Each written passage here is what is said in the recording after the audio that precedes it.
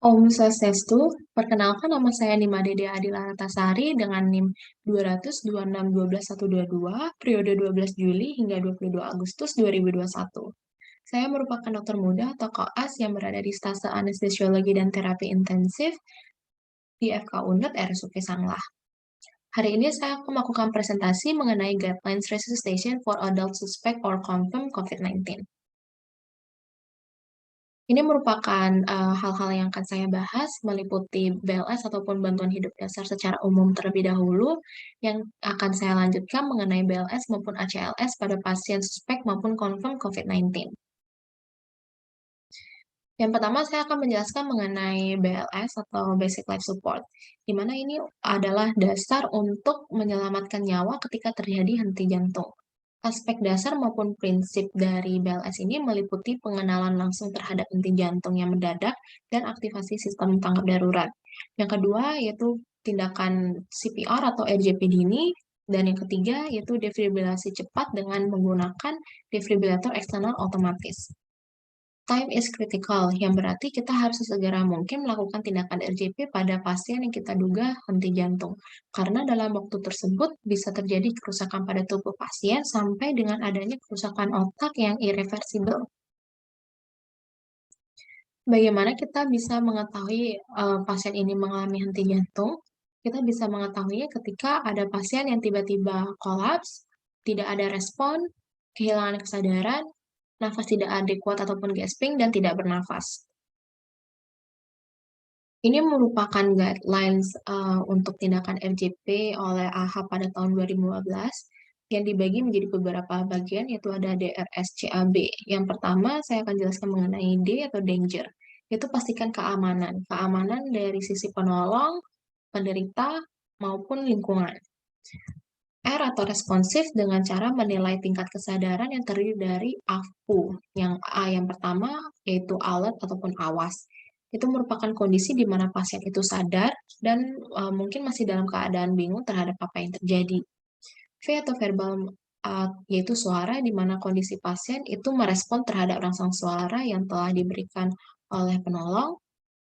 P atau pain nyeri itu merupakan kondisi pasien yang merespon terhadap rangsang nyeri yang diberikan, di mana rangsang nyeri itu diberikan melalui penekanan keras di pangkal kuku maupun di sternum pasien. U atau unresponsive yaitu pasien tidak merespon semua tahapan yang ada yang sudah kita berikan tadi. Kita lanjutkan dengan shout, yaitu memanggil bantuan dan meminta diambilkan AED sebelum memulai RJP. Circulation, airway, dan breathing ini dilakukan secara bersamaan atau simultan dengan melakukan evaluasi nafas maupun nadi karotis kurang dari 10 detik. Lalu kita lakukan pengecekan nafas dengan melihat naik ataupun turunnya dada korban dan rasakan pada mulut pasien apakah ada hembusan nafas atau tidak. Apabila korban dalam kondisinya itu tidak merespon, segera evaluasi keadaan jalan nafas pasien. Pastikan pasien itu posisi nafas itu terbuka dengan cara melakukan tipe airway maneuver, yaitu halting chin lift, dengan cara menekan dahi sambil menarik dagu dan ada jaw thrust yang kita lakukan bila dicurigai adanya cedera kepala. Lalu pada pasien yang kita temukan tidak ada nadi, kita harus lakukan tindakan RJP hingga AED itu datang. Jika pasien itu ada nadi tetapi henti nafas, kita cukup membuka dan berikan jalan nafas dengan menggunakan triple airway maneuver tadi dan cek ulang nadi setelah 2 menit. Lalu aktivasi EMS atau sistem gawat darurat ini dilakukan jika penolong lebih dari satu. Maka penolong kedua akan mengaktifkan EMS. Lalu untuk aktivasi EMS ini juga meliputi mencari maupun menggunakan AED. Ini merupakan gambaran dari rangkuman yang telah saya jelaskan tadi. Jadi ketika kita menemukan pasien yang henti jantung, kita identifikasi kesadaran pasien tersebut, lalu kita akan meminta bantuan, dilanjutkan dengan pengecekan airway, breathing, dan circulation, lalu tindakan RJP. Jadi ini merupakan langkah-langkah tindakan RJP. Yang pertama, kita letakkan pasien pada permukaan datar dan posisi terlentang, bebaskan area dada pasien. Lalu penolong berada di sebelah kanan pasien dengan kedua lutut penolong bersisian dengan lengan pasien. Yang kedua, letakkan salah satu pangkal tangan itu di sternum pasien dan tangan lain di atas tangan tersebut. Lalu yang ketiga, lengan harus lurus 90 derajat terhadap dada korban dengan bahu penolong sebagai tumpuan. Yang keempat, lakukan kompresi dada dengan kecepatan 100 hingga 120 kali per menit dengan kedalaman 5 hingga 6 cm. Pastikan bahwa recoil itu penuh. Lalu berikan 2 kali bantuan nafas setiap selesai melakukan 30 kali kompresi dengan durasi pemberian nafas itu 1 detik. Pastikan dada mengembang untuk tiap pemberian bantuan nafas. Tindakan LJP ini dilakukan sebanyak 5 siklus dan pantau nadi setiap 2 menit atau setelah 5 siklus RJP. Apabila AED sudah tiba, maka segera pasangkan kepada pasien. Jadi ini gambar AED. AED ataupun Automated External Defibrillation merupakan sebuah alat medis yang dapat menganalisis dari irama jantung pasien secara otomatis dan bisa memberikan kejutan listrik untuk mengembalikan irama jantung. Alat ini berfungsi untuk menolong orang yang mengalami henti jantung dan alat ini sering sekali kita jumpai pada fasilitas umum seperti di bandara maupun stasiun. Jadi ini merupakan langkah-langkah bagaimana cara kita untuk menggunakan AED. Ketika AED itu tiba, kita akan hidupkan AED sesuai perintah dan pastikan tubuh penderita dan kondisi sekitar itu sudah benar-benar kering.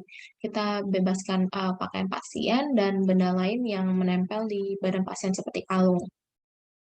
Terdapat 2 pads elektroda AED yang harus ditempelkan ke dada penderita. Kita akan tempelkan sesuai dari posisi maupun perintah yang tampak pada gambar di AED. Sambungkan kabel pads elektroda ini langsung ke AED. Setelah elektroda terpasang, kita akan menghentikan CPR dan tekan tombol analisis. Pada saat menekan tombol analisis, kita pastikan tidak ada orang yang menyentuh tubuh penderita selama AED itu menganalisis denyut jantungnya. Hal ini untuk mencegah kesalahan analisis dari AED. Setelah analisis selesai, AED akan menginformasikan kepada penolong apakah penderita perlu diberikan kejutan listrik atau tidak. Jika alat AED itu menyebutkan bahwa penderita perlu diberikan kejutan listrik, pastikan bahwa sudah tidak ada penolong yang menyentuh tubuh penderita sama sekali. Lalu tekan tombol shock di AED untuk memberikan kejutan listrik. Setelah memberikan kejutan listrik, alat AED akan memberikan arahan kepada penolong untuk memeriksa pernafasan maupun denyut nadi penderita. Jika belum kembali, AED akan meminta penolong untuk melanjutkan CPR. Setelah 2 menit, AED akan kembali menganalisis denyut jantung penderita dan menentukan apakah dibutuhkan kejutan listrik kembali atau tidak. Jika kejutan listrik itu tidak diperlukan, tetapi penderita belum menunjukkan tanda-tanda kesadaran, maka tetap kita lakukan tindakan RJP sesuai arahan alat AED hingga bantuan medis itu tiba. Ini merupakan gambar dari recovery position, di mana posisi ini digunakan untuk korban yang tidak sadar tetapi telah bernafas normal dan sirkulasinya aman. Posisi ini dibuat untuk menjaga jalan nafas tetap terbuka dan mengurangi risiko sumbatan jalan nafas maupun aspirasi. Kapan kita bisa berhenti melakukan tindakan RJP? Kita bisa berhenti untuk melakukan tindakan RJP ketika kita telah melihat pasien itu mulai kembali responsif atau bernafas, petugas medis telah tiba, penolong kelelahan, maupun pasien itu sudah dinyatakan meninggal. Baik, selanjutnya kita akan memasuki bagian yang kedua, yaitu BLS maupun ACLS pada pasien suspek maupun confirm COVID-19. Di sini sumber yang saya ambil itu dari AHA, American Heart Association, tahun 2020, interim guidance-nya, di mana ini hanya untuk menggantikan standar algoritma pada pasien yang suspek maupun confirm COVID-19. Jadi ini merupakan hal-hal yang harus dilakukan pada saat melakukan resusitasi pada pasien yang suspek maupun confirm COVID-19. Yang pertama yaitu mengurangi paparan kepada provider. Kenapa kita harus mengurangi paparan terhadap provider ataupun penyelamat? Karena sangat penting bahwa tim penyelamat ini harus melindungi diri mereka sendiri terlebih dahulu dan rekan-rekan lainnya sesuai guidance yang sebelumnya itu pada danger harus menyelamatkan diri sendiri terlebih dahulu. Karena jika terkena, tim medis ini akan semakin berkurang dan tidak bisa merawat pasien kembali, karena pasien yang dirawat bukan hanya pasien yang terkonfirmasi dari COVID-19 saja, dan tentu saja akan menambah beban dari tenaga medis lain. Jadi untuk mengurangi paparan terhadap tim medis ini dapat dilakukan dengan cara yang pertama, itu sebelum memasuki tempat kejadian, semua tim penolong itu harus menggunakan APD, yaitu level 3 sebelum memasuki area tersebut, untuk menghindari kontak airborne maupun droplet yang dikeluarkan oleh pasien yang suspek maupun confirm dari COVID-19. Yang kedua, limit personel, di mana kita harus membatasi orang-orang yang di dalam ruangan atau di tempat kejadian. Yang ketiga, mempertimbangkan untuk mengganti tindakan kompresi manual yang dilakukan tim medis dengan menggunakan perangkat CPR yang mekanik. Yang keempat, itu mengkomunikasikan status COVID-19 dengan tenaga medis lain sebelum datang ke tempat tersebut. Cara yang kedua yaitu prioritaskan oksigenasi dan ventilasi dengan risiko aerosol yang rendah.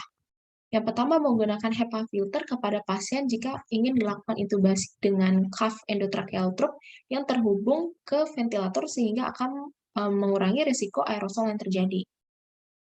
Yang kedua, meminimalkan kegagalan intubasi. Kegagalan intubasi ini bisa kita minimalkan dengan cara dilakukan oleh tenaga ahli yang terlatih, sehingga pada saat proses intubasi itu akan langsung sukses dengan sekali percobaan. Dan tindakan ini akan mengurangi tingkat droplet yang keluar dari pasien suspek maupun confirm dari COVID-19. Dan untuk tenaga medis yang melakukan intubasi ini juga seharusnya tenaga medis yang tidak memiliki penyakit komorbid maupun tenaga medis yang sudah berusia tua. Menjeda kompresi dada pada saat intubasi itu kita bisa pertimbangkan untuk melakukan menggunakan video laringoskopi yang dapat mengurangi paparan intubator terhadap partikel aerosol. Sebelum melakukan intubasi, gunakan bag mask device dengan HEPA filter yang ketat dan tersegel erat. Jika intubasi itu tertunda, kita bisa mempertimbangkan untuk menggunakan alat lain seperti supraglottic airway atau bag mask dengan HEPA filter. Nah, yang terakhir itu minimize closed circuit disconnection, yaitu usahakan dilakukan pada ruangan yang tertutup untuk mengurangi dari penyebaran dari droplet maupun kontak airborne dari pasien suspek maupun confirm dari COVID-19. Jadi ini merupakan gambar APD-nya yang telah kita ketahui ada APD level 1, level 2, dan ini APD level 3. Ini seharusnya yang digunakan ketika ingin melakukan resusitasi pada pasien suspek maupun confirm dari COVID-19. Lanjut, ini merupakan gambar mekanikal dari CPR. Ini merupakan gambar video laringoskop. Ini gambaran dari bag mask device yang menggunakan HEPA filter. Kita lanjut, ini merupakan algoritma BLS pada pasien suspek maupun confirm dari COVID-19. Saya ambilnya dari AHA, dan yang penting dari algoritma ini yaitu pada bagian yang sudah saya lingkari dengan lingkaran kuning dan ada tulisan yang digarisbawahi. Cukup perlu diketahui kalau algoritma ini cukup sama dengan tahun sebelumnya, yang berbeda hanya yang di lingkaran kuning saja. Karena kurang jelas, saya akan bagi dua di next slide. Jadi ini berikut merupakan algoritma bantuan hidup dasar pasien yang suspek maupun confirm dari COVID-19. Bisa dilihat yang lingkaran yang kuning itu sama tulisan yang sudah digarisbawahi. Jadi seperti yang telah saya jelaskan tadi, pada saat kita ingin melakukan resusitasi maupun bantuan hidup dasar kepada pasien yang suspek maupun confirm COVID-19 ini, kita harus menggunakan APD terlebih dahulu, dan personel yang terlibat itu dalam jumlah terbatas. Selanjutnya kita mengidentifikasi dari pasien tersebut, seperti guidelines yang tadi, mulai dari danger, responsive, shout, dan semuanya, sampai kita meminta bantuan untuk diambilkan AED dan menghidupkan EMS. Jika pasien itu dengan pernafasan normal dan ada denyut, kita hanya memonitor pasien tersebut hingga tenaga medis lain itu datang. Jika pasien tidak bernafas dan memiliki nadi, kita akan melakukan rescue breathing dengan menggunakan back mask device dengan HEPA filter yang kita pegang secara erat agar aerosol itu tidak keluar. Selanjutnya kita cek nadi setiap 2 menit. Jika tidak ada denyut nadi, maka kita akan lakukan CPR atau RGP. Jadi ini lanjutan dari algoritma yang tadi. Jika tidak bernafas atau hanya ada gasping dan tidak ada nadi, kita akan lakukan RGP yang biasa. Tetapi untuk pemberian nafas, kita harus menggunakan back device yang tadi yang sudah saya jelaskan dengan menggunakan HEPA filter atau dengan kompresi lanjutan dengan pasif oksigenasi menggunakan masker. Jika AED sudah datang, kita lanjutkan dengan penggunaan dari AED. Baik, ini yang ketiga yaitu ada ACLS pada pasien suspek maupun confirm COVID-19. Saya akan lihatkan bagian yang lebih jelas. Jadi ini bagian yang pertama. Yang terpenting dalam sini tuh pada bagian lingkaran yang merah seperti yang ini. Dan juga ada tulisan yang digarisbawahi. Untuk tata laksananya seperti tadi, tetap menggunakan APD dan pertimbangkan untuk lakukan resusitasi dengan cepat dan tepat. Lalu pada saat memulai RJP, kita harus memberikan oksigen dengan meminimalkan aerosol seperti yang sudah saya jelaskan tadi, yaitu menggunakan backsma secara ketat dengan menggunakan HEPA filter. Lalu kita lanjut dengan tindakan intubasi. Kita akan memprioritaskan intubasi atau melanjutkan CPR. Awalnya kita harus jeda terlebih dahulu dari kompresi dada jika ingin melakukan intubasi. Jika tertunda, intubasinya kita bisa pertimbangkan untuk menggunakan back mask dan connect ke ventilator yang sudah ada HEPA filternya.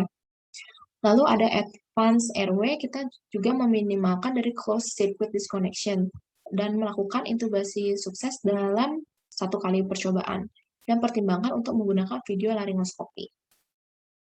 Pada pasien-pasien yang mengalami VF atau VT, kita akan lanjut lakukan intubasi atau lanjut ke CPR selama 2 menit dan berikan obat-obatan. Untuk obat-obatannya akan saya jelaskan di next slide. Lalu pada pasien yang mengalami asistom atau PEA, juga sama dilakukan CPR selama 2 menit dan diberikan obat. Lalu bisa kita tambahkan dengan epinefrin setiap 3 hingga 5 menit dan bisa pertimbangkan untuk menggunakan kompresi yang mekanikal. Selanjutnya ini bagian selanjutnya yaitu ketika pasiennya VF atau VT telah dilakukan CPR selama 2 menit, lalu jika ritmenya shockable, kita lanjutkan dengan DC shock dan lanjutkan CPR dan seterusnya sampai ke bawah. Untuk obat-obatan yang bisa diberikan ini ada yang epinefrin, amiodaron, dan lidocaine. Untuk dosis dan melalui apa itu sudah tercantum di algoritmanya. Nah, ini merupakan tindakan yang bisa kita lakukan jika di luar dari lingkungan rumah sakit. Ada situasi dan kondisinya, di mana dari sisi penolong, tim penolong itu harus memikirkan ulang jika ingin menolong pasien-pasien yang confirm ataupun suspek dari COVID-19.